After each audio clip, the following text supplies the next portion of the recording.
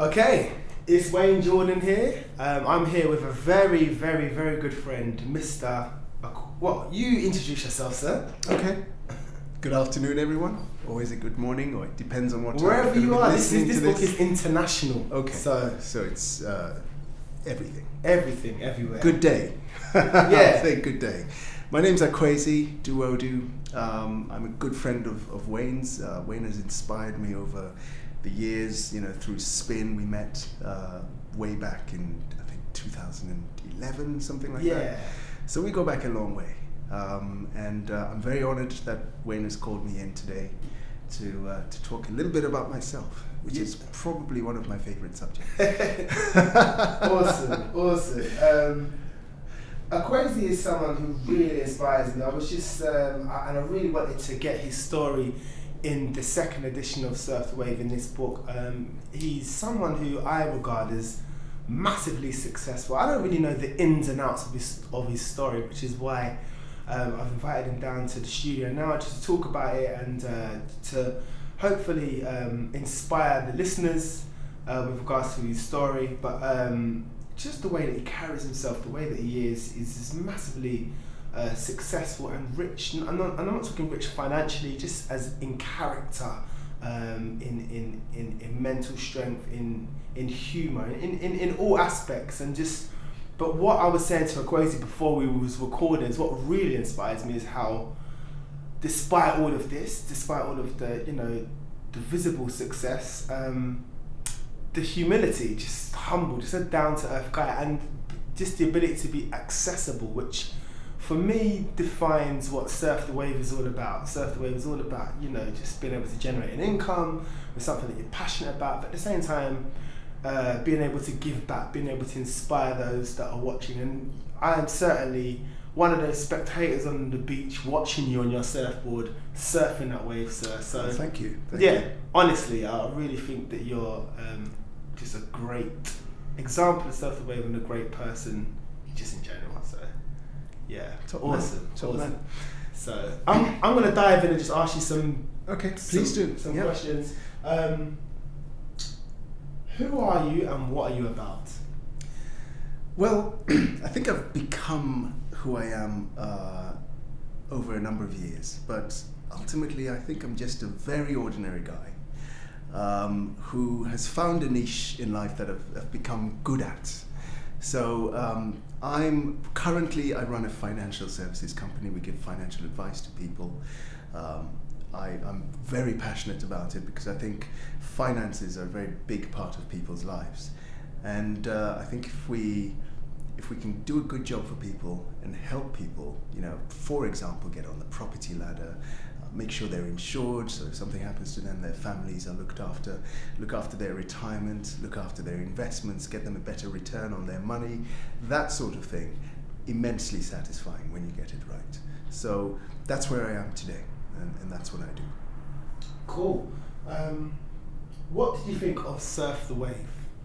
I thought it was a really inspirational, motivational book filled with humor, which I thought was fantastic. It was absolutely full of humor, very real. And what I mean by that is I actually felt like I was going on a journey with someone. Someone was holding my hand and taking me along this journey. That person was you, obviously. It also gave me a good insight. I don't know whether you intentionally did this, but it gave me a good insight into your personal journey. Yes. And all the trials and tribulations that you came through. And I think it's excellent. I think it's for the target audience that you're going for. I think it's really inspirational. So well done. Wicked, thank you very much. And what parts of it resonated with you the most? I think for me, it's a little bit like my story. I mean, when I was, quite a lot younger, I was stuck in a rut. I was working in a pizza shop, making pizzas. So was I. Were you? I used to work for Pizza Hut back really? in the day, I started off in the shop making pizzas, then on reception, then I got promoted to biker. Oh wow. So I was delivering pizzas. Okay. Anyway, sorry. Yeah, so I was making pizzas at a place called Perfect Pizza. I don't know if you remember them. I remember them, yeah. In a little outfit in Clapham. And I was really stuck in a rut because I needed the money I was earning from the pizzas to pay my rent, etc.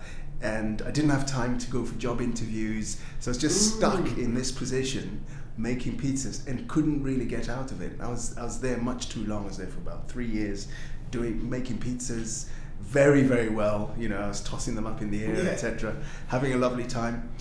And one day somebody just came in and said to me, what are you doing making pizzas? You know, you could do a lot more. You know, you speak well, you look like an intelligent guy, etc. Why don't you come into my office and I'll tell you a bit about what I do. And this was the first opportunity I had to sort of look outside the box that I was in. So anyway, I went to this guy's office, and he was a financial advisor. And he was based in Wimpole Street, which is round the corner from where my office is now, which is Harley Street. And he showed me about what he did, and you know how he makes money for clients, etc., etc. And I decided this is what I wanted to do, and that was my catalyst for getting out of the rut that I was in. So I was lucky in that respect. But if I hadn't had that, and I'd read your book back at the time, it might have given me the same impetus to say, right, I'm better than this. Let me get out there and see what I can do differently. That's really interesting, because it sounds as though a mentor approached you as opposed to the other way around. Absolutely. And in my book, I describe how to approach a mentor. But yeah, I was very lucky. This guy actually looked at me and thought, maybe we can do something with this guy. Yeah. And opened the door for me. And luckily, well, not luckily, but you know, with my character, I saw an opening, I saw an opportunity, and went for it. I was like a rat up a drain pipe. Wow. Couldn't stop me. Okay. So you mentioned passion quite a few times. So you said that so when you was working in a pizza place, did you know what your passion was, or was it when you was presented with the opportunity, it sort of lit something inside of you, or you know, how did you know that? I always knew that I liked nice things. So even though I was working in a pizza place and I was earning peanuts, I always aspired for nice cars and nice clothes and going out to nice restaurants. So I've always had very high standards, even though I couldn't afford any of it. And luckily, I wasn't stupid enough to get myself into debt. I always wanted nice things and to be surrounded by, you know, quality. So once the door opened, I found this opportunity to earn something that could enable me to live that lifestyle. I took it with both hands. Okay, brilliant. So I would say that you're living a pretty awesome lifestyle now. I was saying to you off air that when some of our friends say, "What's Akwasi like?" I come to your house and I feel like the Fresh Prince. You know, there's a scene at the beginning of Fresh Prince. For those who are not accustomed to the Fresh Prince, I don't know where you are in the world right now, but if you watch the Fresh Prince, go onto YouTube, watch the opening, the start of it, and he walks up to the mansion and he rings the doorbell and he's doing some funny thing with his head, and that's what I feel like every time I go to a place's house. And then he opens the door, he's got a massive smile and this, you know, invites me, and I'm like, wow, it's like, this is Akwasi's world. And yes, I mean, from where I stand, I'd say, you know, you are, like I said, I think you are surfing the wave. You are, you know, doing great things within your life. And so you mentioned that you was given an opportunity. However, I know someone can show you the door, but it's you that must walk through it. It's you that must do that. So how do you think that you've got from that opportunity to where you are now? I tell you something about surf, and this will go right back to surfing the wave. What I understand by surfing the wave. So when I first started working as a financial advisor, essentially all I was doing at the start was selling insurance policies. And there was one thing I learned very early on. When I made a sale, it was like scoring a goal. You had this amazing feeling of euphoria. Right. Okay. So in my office, this may sound silly, but in my office, what we would do is, if you'd made a sale, you'd walk in and you'd ring the bell, and everybody would go, "Yay!" Okay. And you felt like you'd scored a goal. It was incredible. Yeah. A lot of people after that euphoria would just sit at their desk and mess about, or go out to the pub and have a drink, etc.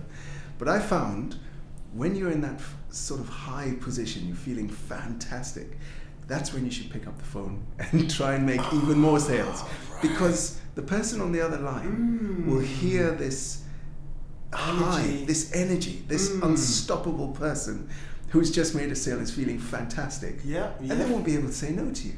So that's what I used.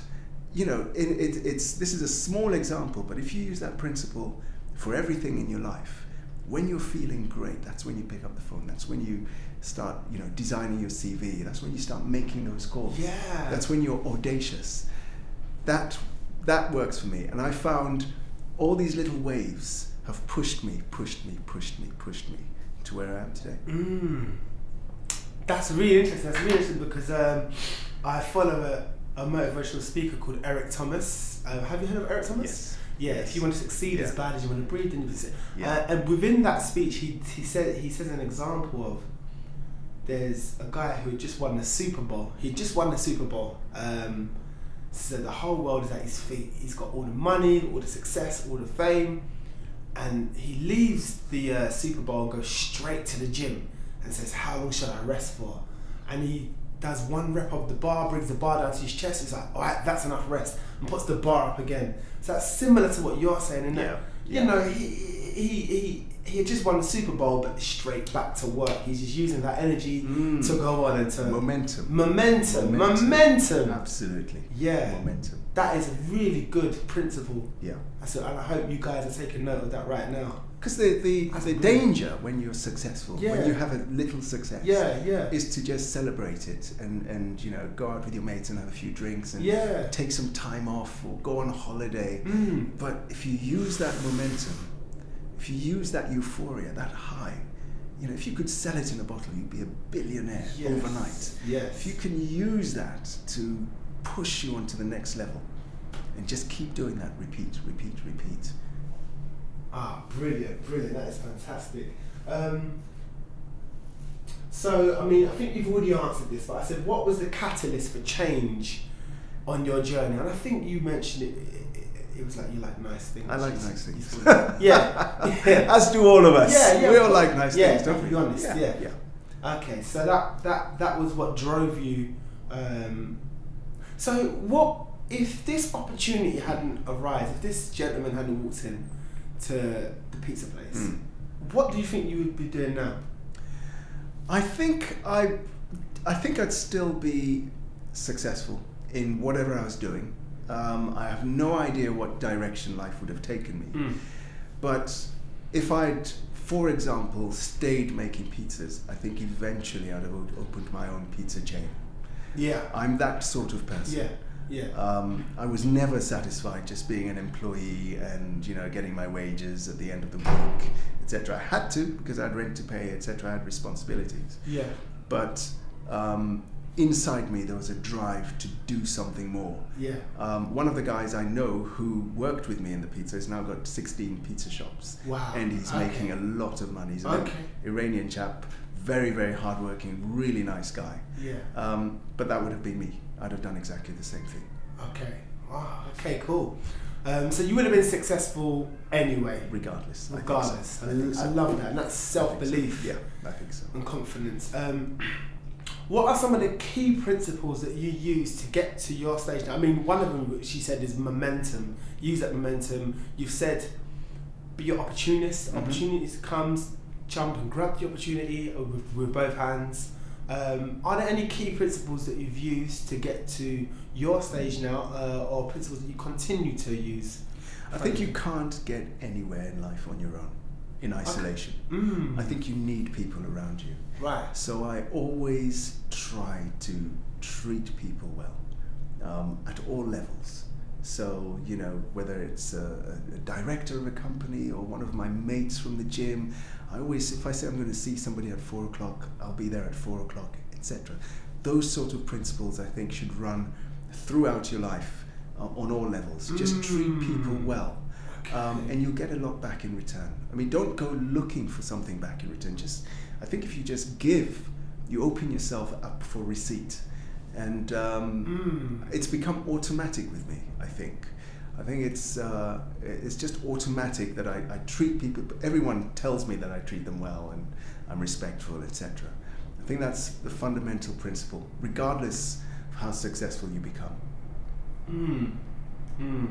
That's in direct line with Surf and Bless the Beach. That's one of the chapters in Surf the Wave where I say there's no point in surfing the wave if you're not looking to give back in some way, shape or form, and that's in direct line with that. Yeah, I completely agree with you. What were your biggest challenges in getting to your position today? Well, I'll give you an example. I worked for a very big bank.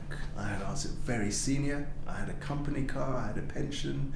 All those lovely things that you get in a senior employed position. So I'd worked myself to this point where I was at the top of my career, if you like, with this bank.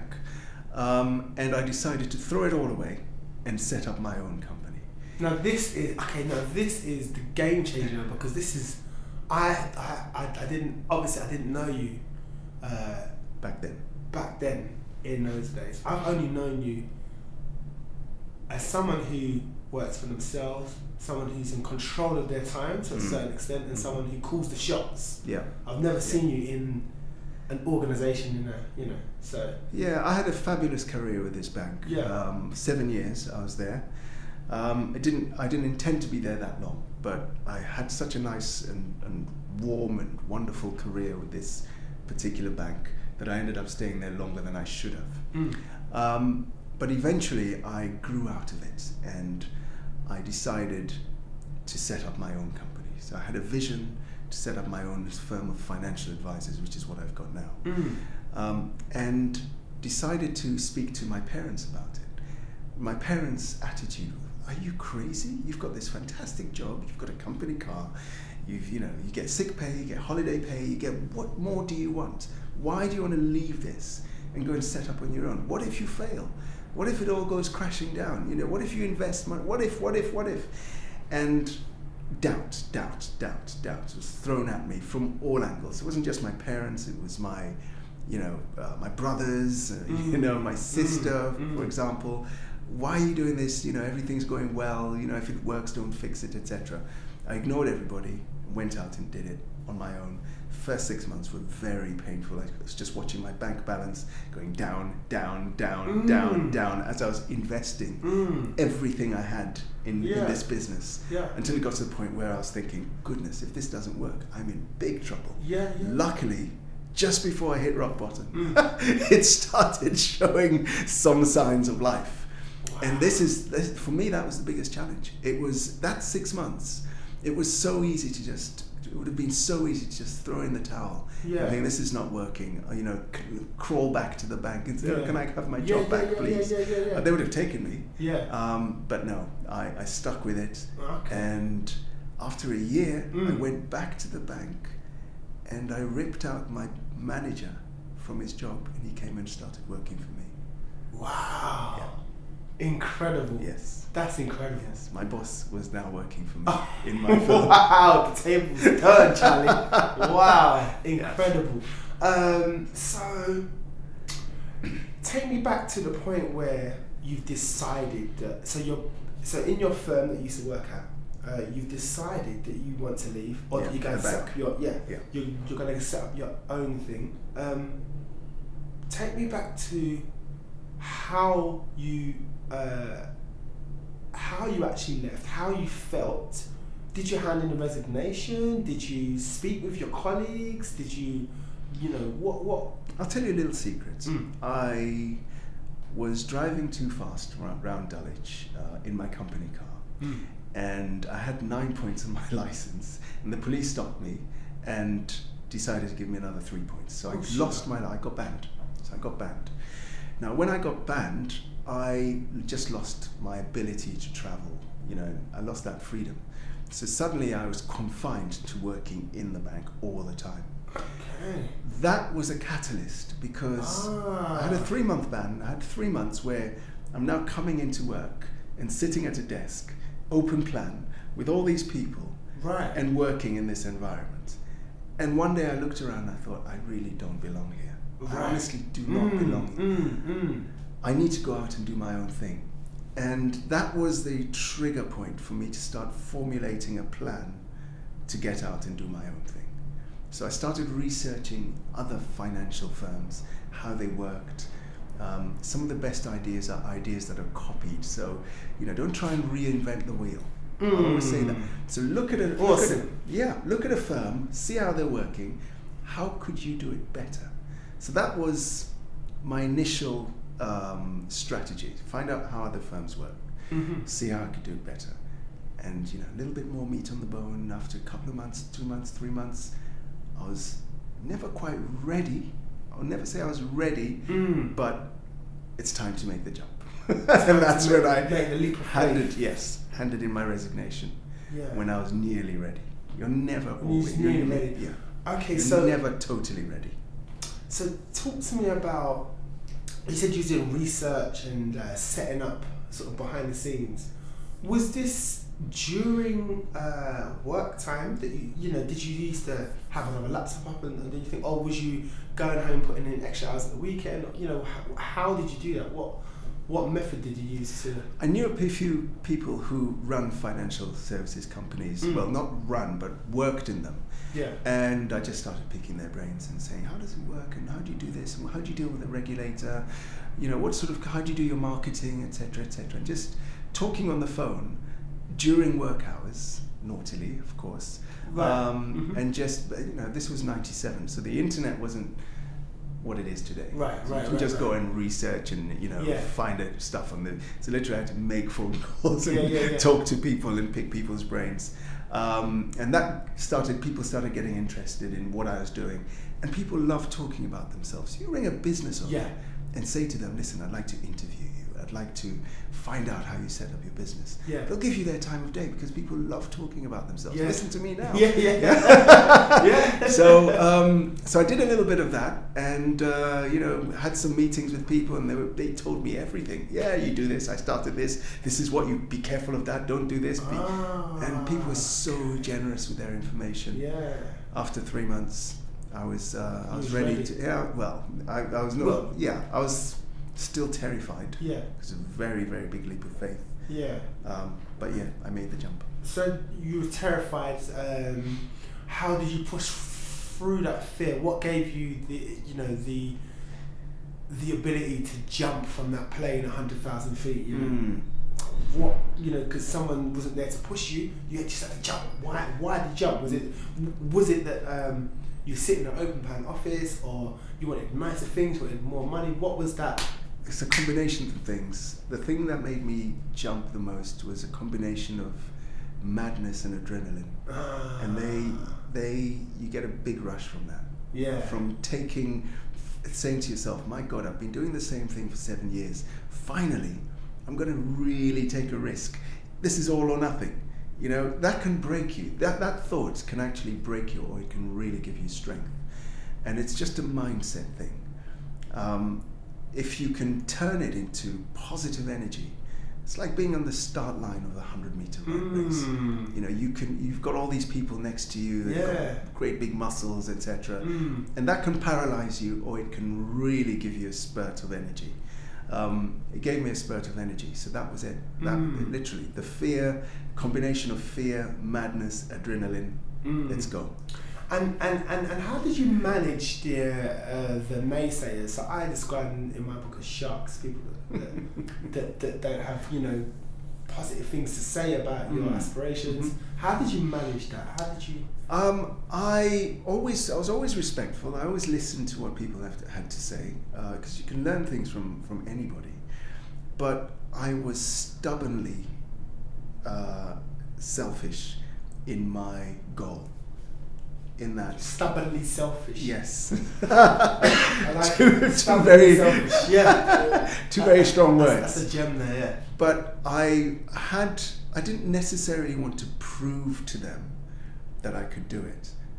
It was more about proving it to myself. And just total tunnel vision and total focus. This is what I want to do. Yes, you can throw all your negative spears at me, they'll just bounce off me. I'm unstoppable. Stubbornly selfish. I love that. So on the flip side of things, what has been your biggest wins throughout your journey? What has been your biggest accomplishments so far, would you say? I think one of them is loyalty. The people I've got 30 staff, and some of them have been working for my firm for 20 years, some of them 15, some of them 10. We have a very low turnover of people leaving my firm to go and set up on their own or whatever it is they might want to do. I think for me that is my biggest, what I sometimes pinch myself about. I think, crikey, Neil has been with me 20 years. He used to be my boss. Yeah. And he's still happy to work in my firm. And help me. And so, yes, it's the people I've got around me. That always makes me pinch myself. I'm so lucky. The people I've got around me just could not be better. Yeah. I think in passing the other day, I think when I asked you if you want to do this interview, I think you said something that was really powerful as well. When I said something like, how do you do it, or how have you done this, and you said, you get other people to do the work. I said, wow, okay. I hope they're not going to hear this. Well, do you know what, we just got, we got to be honest with the people. And absolutely. I was thinking about, before I came here today, I was thinking about this particular subject. Not everyone can be a leader. Imagine everybody in the world wanted to be leader. Some people don't, and there's nothing wrong with that. So you need leaders and you need followers. You need strong leaders and you need people who will be committed followers. And that's how you get balance in the world. You need kings and you need subordinates. Not everybody can be a king.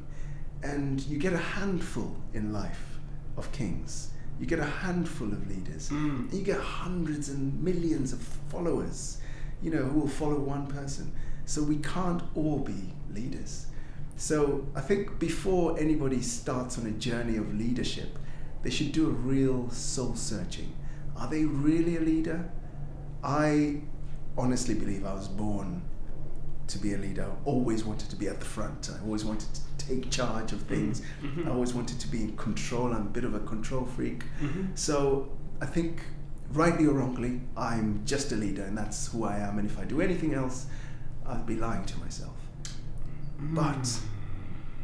But, and this is very important, if you're not a leader, don't feel you have to jump out of your shell and become something that you're not. Because you're likely to, it's not going to work. But how do you know? How do you know? Well, I think you need to try. Take a leap. Yeah, take a leap. Yeah. Absolutely. Interesting. Very interesting. What are your honest thoughts around people's potential and inner greatness? You might have answered this with, being a leader and being a king. But yeah, what are your thoughts around potential and greatness? I think if it's burning inside you and it's keeping you awake at night, it's eating you, then you have to do it. But if you're content, in life, everyone just wants to be happy. I think that's the ultimate. If you're happy where you are, that's fine. But if you really have a burning desire to get out of the position that you're in and make exercise your potential, I think everyone's got immense potential. I think human beings. Everyone, you think that's in everyone? I think everybody's got absolutely everyone. Everybody. I agree with you. I'm just kind of. I think most people use maybe 30-40% of their potential. Yeah. If that. If everyone ran at 100%, God, what a world this would be. Yeah. But some people are lazy and content. Yeah. And there's nothing. I don't think there's anything wrong with that. But as I said, if you've got that burning desire and you're dissatisfied, you're unhappy in the position you're in, then break out of that mold and find your place and deliver. Do you believe that people have their destiny's written for them, like by some divine force, or do you believe it's something that... I don't believe in that at all. Okay. I believe you can change direction at any time. Someone who believes in destiny will argue that whether you change direction, it's all mapped and all out there. But I think that's a very dangerous mindset. Yeah. If you think your life is all mapped, then why bother? Why not just stay in bed? Yeah. Because it's all going to happen anyway. Yeah. So I think that's a real fate is a really dangerous mindset. Yeah. I think you control your destiny. You drive the car, and you've got a journey to go, and you've got a map. And as long as you follow that map, you'll end up at your destination. So 3 more questions. First things, there was a guy that you mentioned at the very, very beginning of your journey that opened the doors for you. Yeah. Are you still in contact with him now? He's got a very common name, so it was very, very difficult to find him on the likes of LinkedIn and on the internet, etc. And he's not a social animal at all. But I recently found him. Okay. And cool. we've started a dialogue. Awesome. This is 35 years. I'm showing how old I am now. But this is you're not even. What are you? 35. Listen, no, I'm 21. Just put my age out there. Actually, 25 years ago. Okay. But I've recently. Would you regard him as your mentor back then, or not? In a sense. He opened a door for me, and he had a lot of time for me, and he saw potential in me, which is sometimes what we need. You need someone to look at you and think, hey, have you thought about doing this? You'd be really good at that, or whatever. And it can open all sorts of doors. If only everyone had someone like this guy, Richard, who saw something in me and tapped into something and made me think outside my little rut, my little box. Yeah. I owe this guy big time. So have you done something similar to someone else? Yes. As to what he done for you? Yes. Yeah? Yes. Awesome. Several times over. Awesome. Several times over. So at the moment, I've got a friend who lives in America, and he had a child while he was in the UK for a short period of time, and he's not in touch with it. He only recently got in touch with his son. He's in America, his son's in the UK. His son works in a warehouse. And I brought him over to my house. We had lunch, we had a chat. I told him about what I did, showed him the ins and outs, etc. He's not particularly interested in my field, but what I think I did for him was show him that there are things are possible. If you've got drive, things actually can happen for you.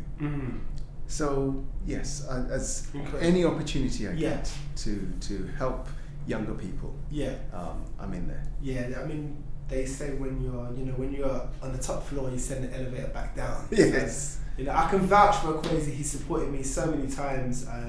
It's just incredible. So most definitely you are an example of that. So thank you as well. You've helped me tremendously. So I want to put that on record out there. Well, thank you as well. You've helped me. You helped me in so many ways. Wow. So many ways. This is about you. This is about you, sir. I want to celebrate you and to say thank you for what you've done for my journey. And this book wouldn't exist if it wasn't for your belief in me as a writer, because I only wrote this book because I found a passion in writing through Pride magazine. Right. Pride magazine sort of sharpened up my writing skills. I wrote for like a year and a half. And then someone said to me, why don't you put that into, what you're doing with all these articles? Why do you keep just giving them away? Why don't you get paid? I said, how? They said, do a book. But I only got into Pride magazine because you referred me there. You said, Wayne, what are you doing? We're just speaking. Why don't you go to this magazine? And thank you for that. Thank you for I'm glad it worked. Yeah, it did. So it's only right that I get you involved in the book itself in that way. So what's next for Akwasi? What is, what does the future hold? Is the future is the future a blank canvas, or do you have specific goals or places that you want to get to? I have a company at the moment, and we've got 20 financial advisors, 10 support staff, and we give financial advice to people. I want this company is my golden egg. So everything all my skills, my talent has gone into this company and turned it into what it is today. I would love for this company to continue long after I'm dead and gone. So I want longevity for this firm. And what I'm doing now is I'm bringing younger blood into, and anyone who's listening to this who's interested in getting involved as a financial advisor, there are exams and all sorts of things and loops and hoops that you've got to go through. But anyone who would like to be a financial advisor who's young, in their 20s, 30s, come and talk to me, because I want this to continue long after I'm gone. So that's what I'm building now. That's awesome. My project. Awesome. Is longevity for the firm.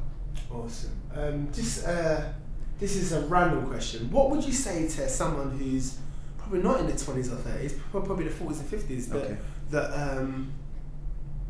that has got to a point where they feel like they're stuck, maybe they're about to get made redundant, maybe they hate their job, maybe they just are not happy with life and they want to change. What kind of advice would you say? What would you say to that type of person? It's a difficult question without actually knowing the person. But I think if you have the ability to step out of your life and look at it from the outside and give yourself advice from the third person, right, and write it down. So imagine looking at yourself from another person's eyes and thinking, what is this guy good at? Or this lady, what could they do with their lives after they left their current position? If they were made redundant, what could they do? And maybe spell it out and then put flesh on the bone and see if that is feasible. So it could be something. I'll give you an example. I've got a client who used to be a train driver, and he plays the guitar very, very well, and he just got sick of all the politics with London transport, etc. Decided to leave, and now he's got a band. He's an accomplished musician. He plays the most amazing music at them, and he's made a living out of it. He's not making loads and loads of money, but he's really happy, and he's where he should. It's like saying to me, God, I wish I'd done this 20 years ago. So that's the kind of thing. Do a little, it's called soul searching. So the way I soul search is step out of your life, look at it objectively, see what you can change, see what you can fix. That's a really good answer. The answer I was looking for there was to, give them a copy of Surf the Wave. Oh. My brother, you missed the cue, man. I set you up. Should we do that again? You should have slam dunked. Are you telling me this person hasn't got Surf the Wave already? Man, come on. I was assuming they had it already. Is there anything else you'd like to say? Is it just to close this interview, this podcast, whatever you want to call it? Anything else you want to say to anyone that's listening to around the world? I would say read the book, Surf the Wave. Treat it as a study book. It's not a storybook. If you look at my copy, it's got highlighter pens all over. It's got pencils. I've circled certain bits. I've folded certain pages over. Use it as a textbook, if you like. Not in the academic sense, but use it as a textbook for self-improvement. I think there are some golden nuggets in there. Chapter 6 in particular, you talk about your big wave. I think that is, for me, that was the bit of the book that really resonated with me. What is your big, big, big wave? What is the most audacious step you could take? Again, if you can step out of the book, out of your life, and say, what is this person? What is his potential, this person or her potential? Step out and think of that audacious goal and go for it. Awesome. Take a risk. Take a risk. Yes. Jump in the water. Absolutely. Yeah. Wicked. Listen, thank you so much, Akwasi. Really thank you for having me, Wayne. Yeah, awesome. And this is, like I say, this is it's not the beginning, it's not the end. It's part of the journey. We work with each other in different capacities. So You know. No, I'm humbled that you asked me in to talk. I'm really chuffed. Yeah. Yeah. Great. Awesome. Guys, continue following your dreams, continue being great and awesome. Get your surfboard, jump on that wave. Do not care who says what. Avoid the sharks. Always avoid the sharks. Believe in yourself and continue being awesome. Have a powerful day wherever you are in the world. This is Wayne Jordon and Akwasi. We signing out. Thank you. Bye-bye.